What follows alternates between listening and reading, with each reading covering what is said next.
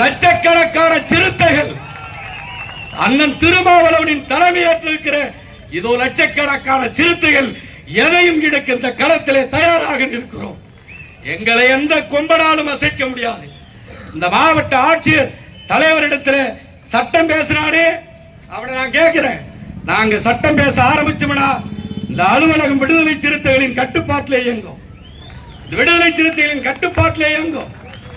எங்களுடைய நண்பர்களே, ஆட்சியாளர்கள் சாதிய பயங்கரவாதம், கிராமங்களில் இருக்கிற சாதி வெறியர்களை இலகுவாக நம்மால் அணுகிவிட முடியும். அதிகாரத்தில் இருக்கிற சாதி வெறியனை நம்மளால் அணுகவே முடியாது.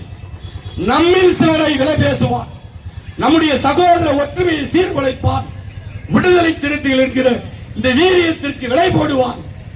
எதற்கும் தயங்க மாட்டோம். காலம் இன்னும் 8 மாசம் இருக்கு.